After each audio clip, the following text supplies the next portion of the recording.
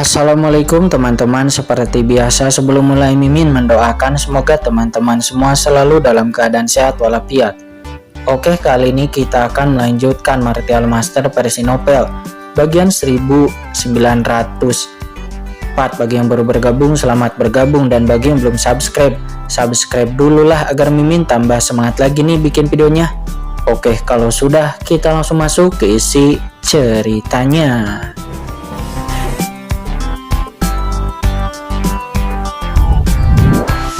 Petunjuk apapun, kata Molly memberi perintah. Ya, baik Tuan Molly, kata Dewi Tayin. Dia segera bertindak. Dalam waktu setengah batang dupa, dia telah sepenuhnya mengurus seluruh pulau Tayin. Sekarang, kamu pergi dan temui Dewi Matahari dan Dewi Bintang Gelap itu. Ingat, jangan biarkan mereka melihat kebenaran tentang tempat ini, kata Molly memberi perintah. Sebelum kemudian menatap Kaisar Abadi. Kaisar Abadi, singkirkan istana Simingmu itu dan bersembunyilah. Kaisar Abadi pun mengangguk dan dia segera mengambil kembali istana Siming, menyimpannya. Ledakan, istana Siming menghilang dan serangan mengerikan langsung datang dari langit. Dewi Tayin menengus dingin dan sesosok yang memancarkan aura mengerikan membumbung ke langit dari Pulau Tayin bertabrakan dengan serangan yang dilepaskan oleh Dewi Matahari. Dan dengan suara yang keras, dua aura mengerikan langsung bertabrakan. Sosok Dewi Matahari dan Dewi Bintang Gelap nampak terguncang. Mereka segera mundur. Dewi Matahari, Dewi Bintang Kegelapan, jika kamu tidak menjalani hidup yang baik di pulau milikmu sendiri, mengapa kamu berkeliaran liar di Pulau Tayinku? Kata Dewi Tayin. Dia perlahan naik ke langit, matanya dingin dan wajahnya nampak tidak senang. Tayin, kamu bajingan, suruh sekutumu keluar. Apa yang baru saja kamu lakukan? Mengapa aku merasakan aura dingin yang aneh sebelumnya? Kata gadis matahari. Dia bertanya menyipitkan mata menatap Pulau Tayin. Kesadaran spiritualnya segera turun untuk mencari kemana-mana. Di lain sisi, Dewi Bintang Gelap sedang menatap tempat di mana istana kuno Siming menghilang di lain sisi.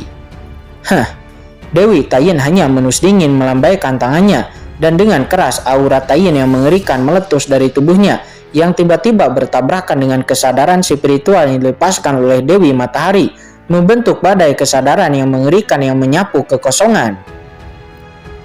Tayin, sepertinya bukan giliranmu untuk mengurus apa yang akan aku lakukan. Dewi Tayin tampak tidak senang mendengar itu dan berkata, kalian berdua mundur dengan cepat. Aku akan berpura-pura tidak terjadi apa-apa, namun jika tidak, kalian akan bertanggung jawab atas konsekuensinya. Kata Dewi Tayin mengangkat tangannya dan langsung mengantarkan para tamu untuk segera pergi. Tidak baik.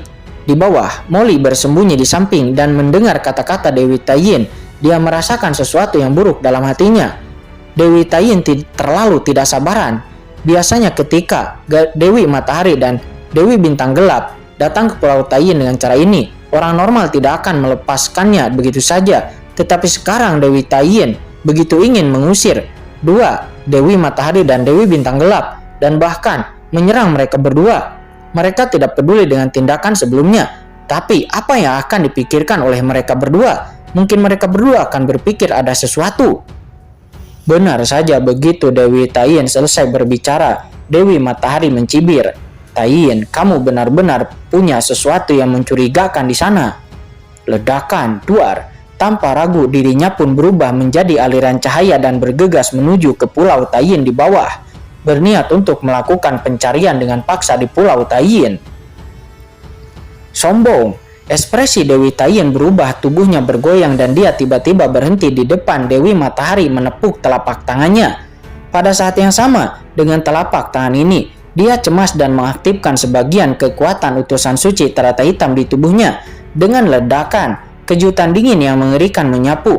Tubuh Dewi Matahari bergetar hebat di bawah telapak tangan ini dan dia langsung terpental. Begitu dia berhenti, kekosongan di belakangnya meledak di tempat, membentuk serangkaian riak yang mengerikan berdesir melalui celah ruang. Kekuatan ini, Dewi Matahari menatap Dewi Tayin dengan mata yang dingin. Dia merasakan aura yang sangat dingin dari Dewi Tayin yang sangat mirip dengan apa yang dia rasakan sebelumnya. Dewi Tayin, kapan kamu menjadi begitu kuat? Katanya, kekuatan yang dikeluarkan oleh telapak tangan Dewi Taiyin sebelumnya jelas telah ditekan oleh aturan dunia bawah. Itu sama sekali tidak berasal dari dunia bawah. Dengan siapa kamu berkolusi saat itu? Hilangnya permaisuri mungkinkah ada hubungannya denganmu? Pada titik ini, ekspresi Dewi Matahari tiba-tiba berubah. Dia menatap Dewi Taiyin dengan niat membunuh yang dingin di matanya. Aku harus menemukan kebenarannya hari ini, kata Dewi Matahari. Sosoknya tiba-tiba turun. Aku tidak tahu apa yang sedang kamu bicarakan, kata Dewi Taiyin. Sosoknya melintas dan dia segera berhenti di depan Dewi Matahari lagi. Dengan suara yang keras, kedua sosok itu bertabrakan lagi dan sebuah lubang besar langsung meledak keluar dari kehampaan, bergetar tanpa henti. Dewi Taiyin sekarang berada di bawah terobosan Pusi, bahkan tanpa mengaktifkan kekuatan utusan suci Terata Hitam. Dia sudah cukup untuk menghentikan sosok dari Dewi Matahari.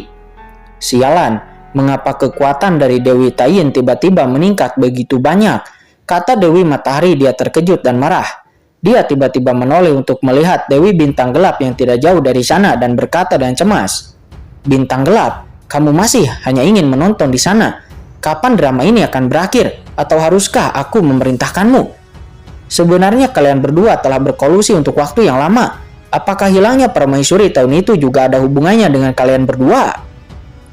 Mendengar itu, Dewi Bintang Kegelapan hanya terus mengerutkan kening dan melihat ke Pulau Taiyin di bawah.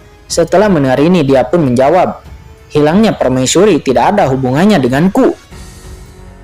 Kalau begitu, ayo hentikan Dewi Taiyin ini dan lihat apa yang ada di Pulau Taiyin, kata Dewi Matahari. Dan setelah berteriak dan marah, sosok Dewi Matahari kembali menyapu ke bawah. Dan saat dia bergerak, Dewi Taiyin kembali menghentikannya. Dewi Bintang Gelap, kata Dewi Matahari. Dia berteriak dengan marah, menginginkan Dewi Bintang Gelap bergerak bersamanya. Dewi Bintang Gelap hanya mengerutkan kening dan dengan suara yang keras dia juga pun akhirnya bergerak, melayangkan tinju ke arah Dewi Taiyin. Dan kekuatan bintang-bintang gelap di langit menyapu langsung ke arah Dewi Taiyin. Sialan, Dewi Taiyin buru-buru mengambil tindakan untuk memblokir serangan dari Dewi Bintang Gelap. Namun begitu dia menghentikan serangan itu, Dewi Matahari di samping memanfaatkan kesempatan itu dan mutiara ilahi Pluto langsung muncul di tangannya, menciptakan matahari yang gelap dan terik menghadap ke bawah. Dan Pulau Taiyin tiba-tiba runtuh. Boom! Mutiara Pluto yang mengerikan berubah menjadi matahari hitam pekat yang terik itu jatuh. Seketika tekanan mengerikan berbentuk, menyebabkan atmosfer di seluruh Pulau Taiyin mendidih. Jika pulau ini hancur, maka seluruh Pulau Taiyin mungkin akan tenggelam di bawah pukulan ini dan akan tercipta jurang yang sangat dalam. Dewi Matahari, kamu sangat lancang, kata Dewi Taiyin. Dia berubah warna menjadi sangat marah, tetapi sudah terlambat untuk menghentikannya. Saat ini, begitu desahan terdengar, sesosok tubuh bergegas keluar dari Pulau Taiyin. Sosok itu mekar dengan energi kematian yang tak berujung, dan tiba-tiba sebuah istana sederhana muncul di tangan sosok itu, dan dia menghancurkan mutiara Pluto. Dengan suara yang keras, kedua harta itu langsung bertabrakan. Mutiara Pluto milik Dewi Matahari mengeluarkan suara gemuruh yang dahsyat, dan tiba-tiba terlempar keluar. Mutiara itu kembali ke tangan Dewi Matahari, bergetar tanpa henti. Sementara di istana, nampak ada sosok hitam yang melayang di kehampaan, berputar sedikit sekokoh batu. Kamu, Kaisar Abadi. Melihat sosok yang tiba-tiba bereaksi, baik Dewi Matahari maupun Dewi Bintang Kegelapan tiba-tiba mengubah ekspresi dan berbicara dengan tidak percaya. Sementara Dewi Bintang Gelap menatap ke istana gelap di tangan Kaisar Abadi, matanya berkilap sangat dalam dengan sedikit warna bercahaya. Mereka tidak pernah menyangka bahwa Kaisar Abadi bisa berada di Pulau Taiyin ini, dan auranya benar-benar telah mencapai ranah Kaisar Agung. Dua saudari Dewi, aku sudah lama tidak bertemu dengan kalian, apa kabar? Kata Kaisar Abadi. Dia memangku istana Siming di lengannya dan berkata dengan senyum masam, Kaisar Abadi, kapan kamu menerobos ranah Kaisar Agung? Kata Dewi Matahari berkata dengan tidak percaya, dan kemudian matanya berubah dingin. Dan mengapa kamu ada di Pulau Taiyin? di antara sekian banyak orang kuat di bawah komando Permaisuri saat itu. Karena Kaisar Abadi dijemput oleh Permaisuri Mingyue dan dia mengikuti Permaisuri Mingyue sebagai pelayan. Di benak Dewi Matahari dan yang lainnya, Kaisar Abadi hanyalah seorang manusia yang sangatlah transparan. Kemudian Permaisuri Mingyue menghilang dan banyak orang kuat di bawah yuridiksi Laut Kesengsaraan Abadi juga hancur berantakan. Banyak orang mencoba bersaing untuk mendapatkan sebagian harta yang ditinggalkan oleh Permaisuri. Namun pada akhirnya, ketiga dewi lah yang berhasil menembus kerana Kaisar Agung dan membentuk kekaisaran yang terpisah di 3 wilayah di Lautan Bencana Abadi ini. Dan karena Kaisar Abadi telah mengasingkan diri sepanjang tahun, dia selalu tinggal di tanah miliknya sendiri yang seluas 1/3 hektar dan tidak pernah keluar. Selama bertahun-tahun Samora hampir melupakan keberadaan Kaisar Abadi. Akan tetapi pada hari ini, Kaisar Abadi tiba-tiba muncul di Pulau Taiyin dan dia sudah berada di ranah Kaisar Agung. Bagaimana ini bisa membuat Dewi Matahari dan Dewi Bintang Gelap tidak terkejut? Kaisar Abadi tersenyum pahit dan berkata, "Dua Dewi, aku baru saja menerobos kerana Kaisar Agung. Aku sama sekali tidak dapat dibandingkan dengan kedua Dewi. Jadi aku tidak memberitahu kalian mengenai mengapa aku ada di Pulau Taiyin." Kaisar Abadi menoleh, melirik Dewi Taiyin dan tiba-tiba tersipu lalu berkata, "Sebenarnya ketika aku mengikuti Permaisuri, aku selalu tergila-gila, sangat mencintai saudari Dewi Taiyin. Tetapi aku tidak memiliki keberanian untuk mengatakannya secara langsung. Awalnya aku ingin menjadikan Permaisuri setelah aku berhasil menerobos Kaisar Agung. Orang-orang berbicara tentang perjodohan, tetapi siapa yang mengira bahwa Permaisuri akan menghilang secara tiba-tiba. Kemudian, saudari Dewi Taiyin berhasil mencapai ranah Kaisar Agung dan aku menjadi semakin tidak tahu malu untuk menemuinya. Baru setelah aku berhasil mencapai ranah Kaisar Agung belum lama ini, aku pun mengumpulkan keberanianku untuk datang ke Pulau Taiyin dan menyatakan cintaku kepada saudari Dewi Taiyin," kata Kaisar Abadi. Berbicara tentang ini, Kaisar Abadi tidak dapat menahan diri untuk menundukkan kepalanya. Wajahnya memerah, seolah-olah dia malu untuk melihat orang lain. Si ratu drama ini," kata Molly di bawah. Molly bersembunyi, tampak tercengang. Dia sudah pandai berakting, namun siapa yang mengira bahwa Kaisar Abadi lebih pandai berakting darinya? Tidak ada yang ahli untuk mampu menunjukkan ekspresi malu-malu seperti itu. Dia memang orang yang belajar dari pemimpin iblis Kincen itu. Apakah kamu naksir Dewi Taiyin? Mendengar perkataan Kaisar Abadi, ekspresi Dewi Matahari dan Dewi Bintang Gelap menjadi lesu. Kapan ini terjadi? Bagaimana mungkin mereka tidak tahu? Itu tidak benar," kata Dewi Matahari. Dia tiba-tiba merutkan kening, mendengus. "Bisnis, kamu pikir kamu bisa menipuku dengan beberapa kata ini?" Dia menatap Kaisar Abadi dengan dingin. "Sebelumnya ada pesan tiba-tiba dari Pulau Taiyin. Apa yang terjadi dengan aura aneh itu? Selain itu, jika kamu menyatakan cintamu kepada Dewi Taiyin, kamu harus melindungi Pulau Taiyin dengan sangat erat sebelumnya. Kamu bahkan bersembunyi dalam waktu yang sangat lama tanpa keluar. Aku yakin kamu hanya berbohong." Dewi Matahari mencibir lagi dan lagi. Kata-kata Kaisar Abadi tidak dapat dijelaskan oleh akal sehat sama sekali. Kaisar Abadi tiba-tiba menunjukkan sedikit rasa malu di wajahnya ketika mendengar pertanyaan dari Dewi Matahari. Dia ragu-ragu sejenak, tiba-tiba menghela napas. "Oh, lupakan saja. Tidak ada salahnya untuk mengatakannya." Mengatakan ini, Kaisar Abadi tiba-tiba terbang ke arah Dewi Taiyin dan memegang tangannya. "Sebenarnya, sebelumnya, saudari Dewi Taiyin dan aku sedang melakukan semacam latihan khusus. Fluktuasi tadi sebenarnya dipancarkan oleh latihan kami. Alasan mengapa aku menghentikanmu adalah karena saudari Dewi Taiyin terlalu malu dan tidak ingin kamu tahu tentang hubungan kami. Hubungan di antara kami, tetapi tidak masalah sampai pada titik ini. Mereka hanya bisa membicarakannya." Dewi Taiyin yang dipegang oleh Kaisar Abadi sosoknya tiba-tiba menegang, tetapi dia hanya bisa tersenyum. Tanpa diduga, Dewi Matahari mencibir. Kultivasi macam apa yang bisa memiliki fluktuasi seperti sebelumnya? Dan kamu juga harus menjaganya dengan sangat ketat." Dirinya sama sekali tidak mempercayainya. Kaisar Abadi tiba-tiba merasa malu dan berkata, "Oh, saudara Dewi Taiyin, mengapa kamu tidak mempercayainya? Kamu bertanya dengan sangat hati-hati tentang jenis kultivasi antara pria dan wanita. Itu adalah perpaduan yin dan yang. Mengapa kamu tidak bisa mengerti? Mendengar itu, ekspresi Dewi Taiyin tiba-tiba membeku. Sialan, orang ini benar-benar berbakat. Sementara di bawah, Molly tercengang. Dewi Matahari dan Dewi Bintang Gelap juga nampak tercengang. Kultivasi ganda antara pria dan wanita. Apakah akan ada fluktuasi yang sebesar itu? Di mana kalian berdua berbohong, kecuali jika kamu membiarkanku mencari di Pulau Taiyin ini dan tempat di mana kamu tinggal sebelumnya. Jika tidak, jangan kesalahkan kami berdua karena bersikap kasar, kata Dewi Matahari. Matanya berbinar, dia terus berbicara dengan kasar.